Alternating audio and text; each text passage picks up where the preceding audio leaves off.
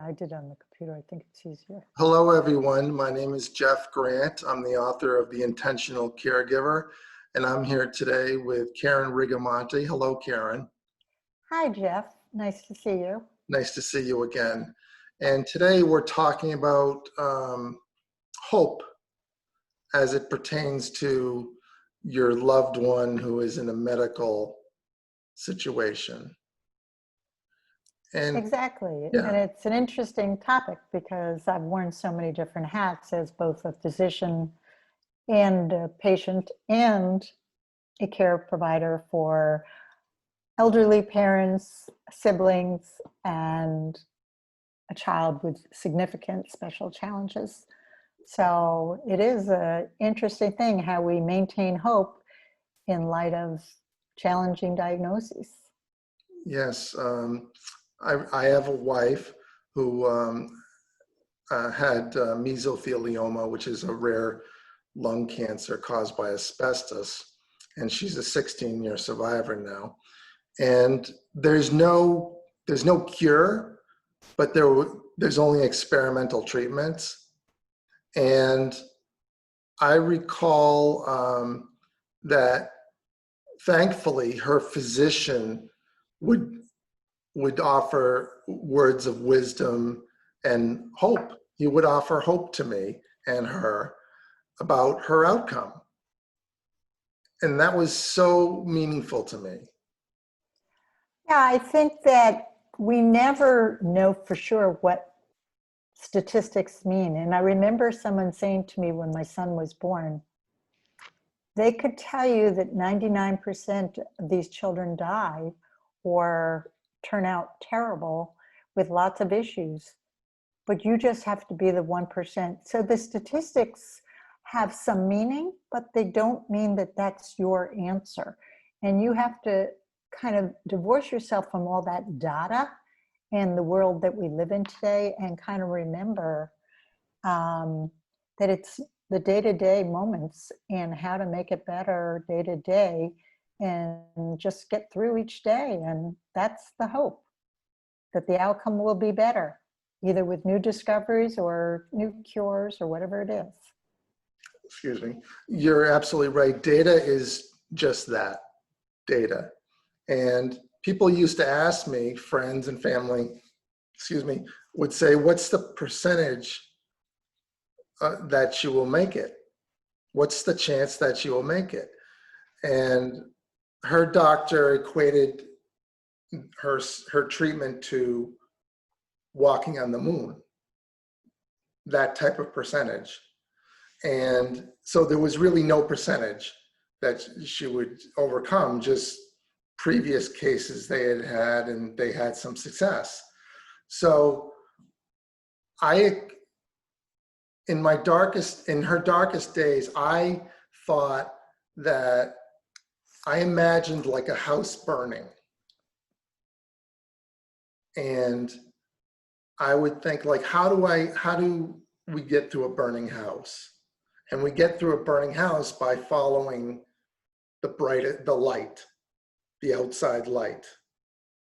And that's what I equated to like having hope, like that light in the darkness.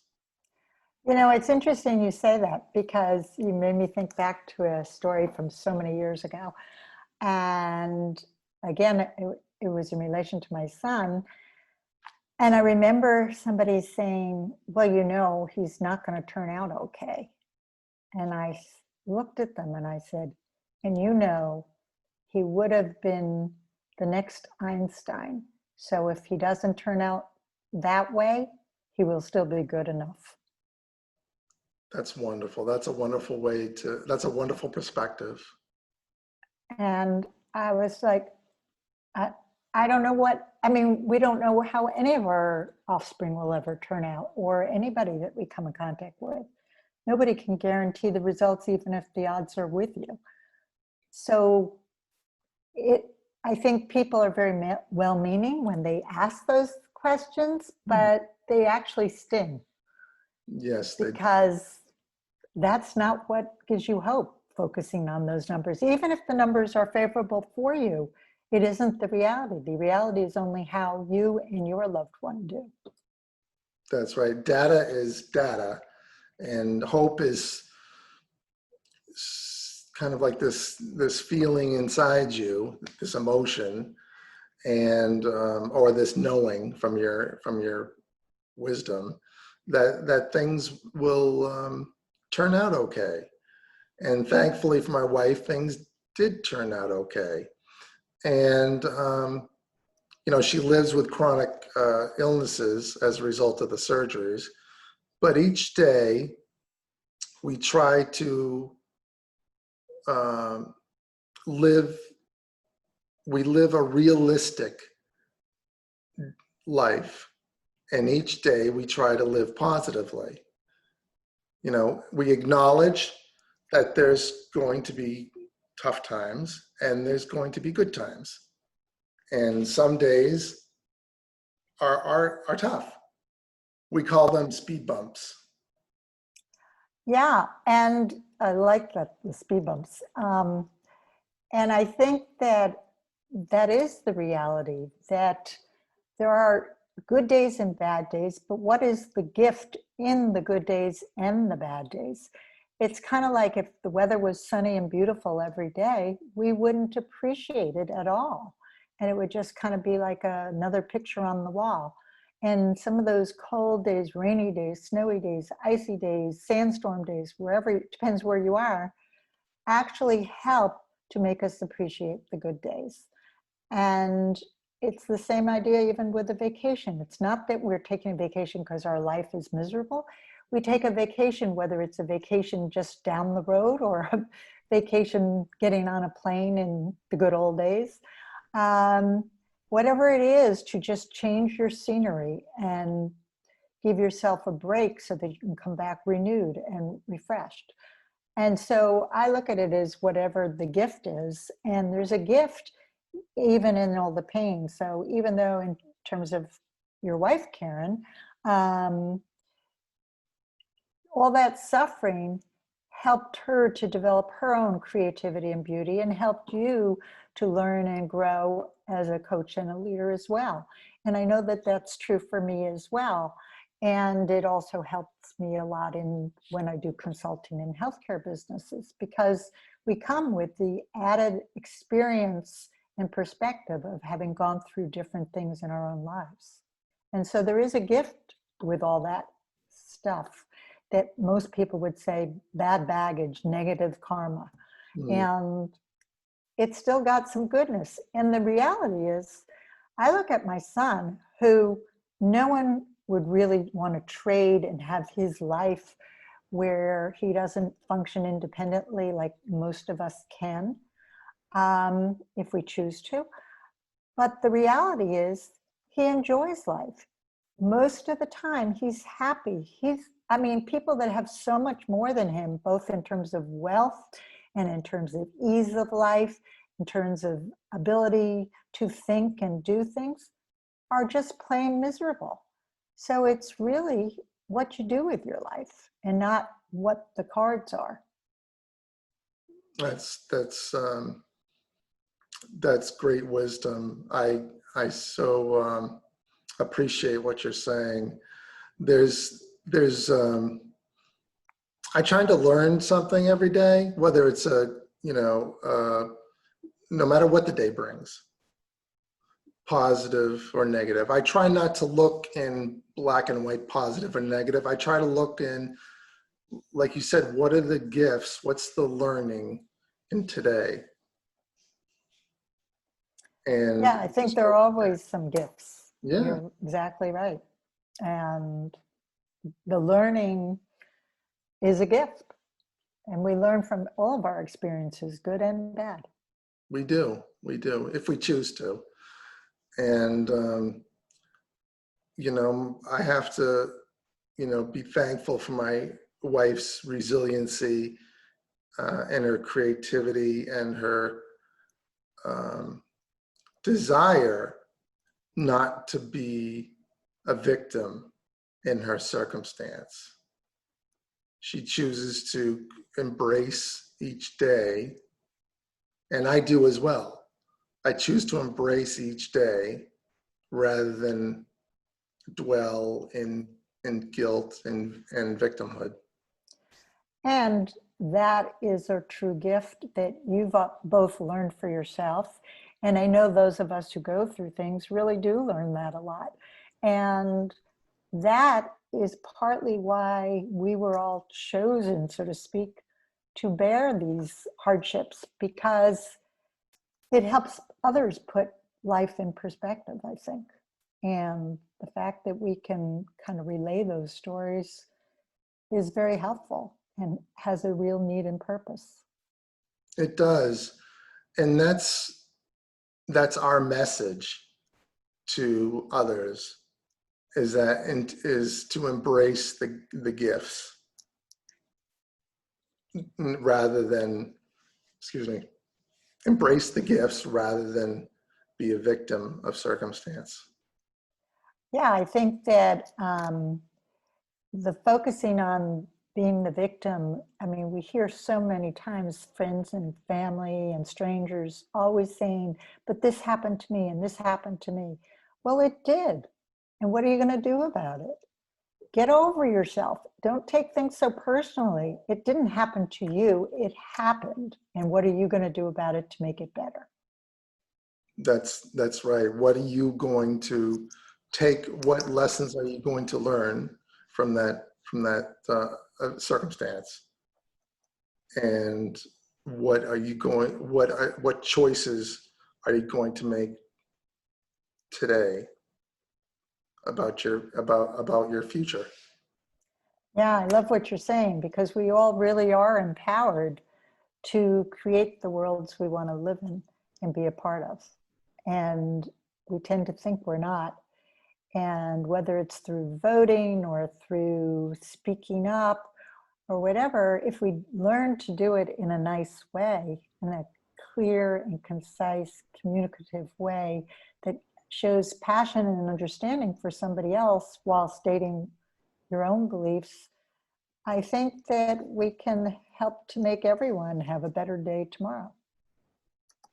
I I agree, and I wasn't born this way at all. I wasn't born this way. It took me a long time and many different experiences to come to where I am today, where I can be, where I can choose how I want to be, what I want to create in the day. You know, earlier in life, I started out as a victim of, you know, Oh, really? I thought I had the victimhood in me. when my parents both died in their mid-60s, I felt like a huge victim, and I was envious of my friends who still had their parents, and I was not in a good place after they passed away. And when my wife was diagnosed, it was sort of like, at the beginning, it was sort of like, not again. And it took me some tough days to realize, and some outreach by other people, by my supporters, to realize that you can choose how you want to be in this situation. You don't have to be riddled with you don't have to claim guilt and be a victim. You can actually choose, do you want to be empowered by this situation rather than being, Exactly. I not. think I love what you're saying, because I also was very good at seeing how I could be the victim and really excel at it. I thought, if we had grades, I'd get an A+ on this. But who wants an A+ on being a victim? In reality, it isn't serving yourself at all. And it certainly doesn't serve anyone that's around you. But when we learn that through whatever hardships we go through, and all of a sudden one day we get that aha moment, that's what we can pass on to others, because it does give you that hope to get through every day and make it a better day. And it is ladled in optimism coach, covered with a lot of realism. And you're fully aware. It doesn't mean that the reality of the end result will be any different. It's how we choose to be with that process until that end result and beyond it. Because life goes on, and we can either enjoy life while we're here. We're all here for a finite amount of time. None of us know for sure how long it's going to be. Some of us don't even know that our life could end tomorrow, even though we don't carry a bad diagnosis to our knowledge.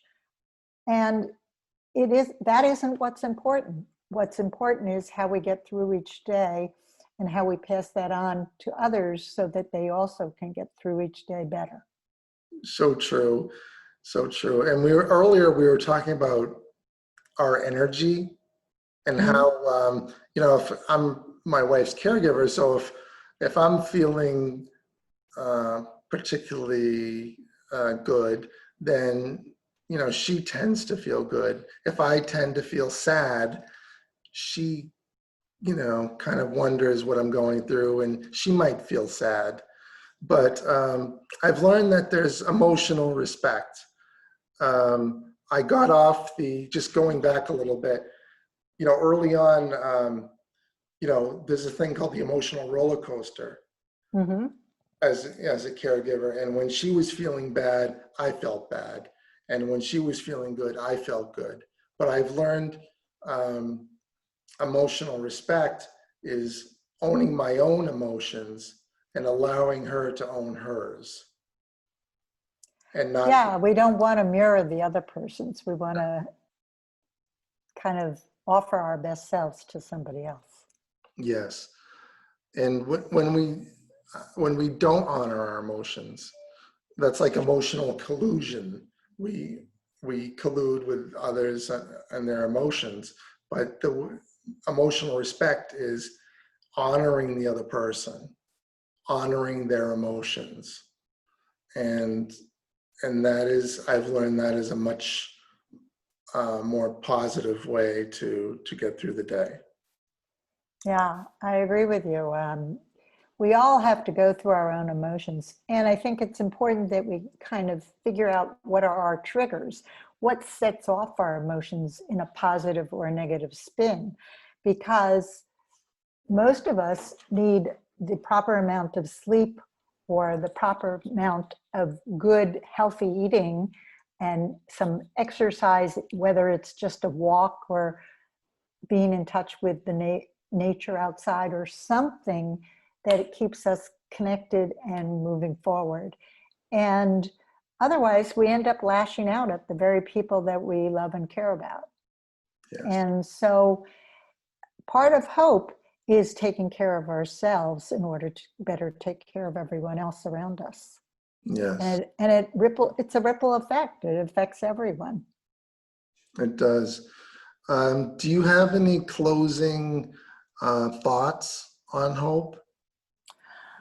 My closing thoughts are just pretty much a summation of what we said, Geoff, that I think that we really all are empowered to choose whether we want to be a victim to the circumstances around us, and sometimes they appear very bleak, or whether we want to choose to make the best of them and just get through each day, one day at a time, without thinking too far ahead. But being aware of the future and asking for help when we need it, checking all resources, of course, but finding what's good in each day so that we have more positive energy to offer ourselves and others around us. Yes, my thoughts are that there'll always be circumstances in life. There'll always be circumstances. Circumstances are a part of life.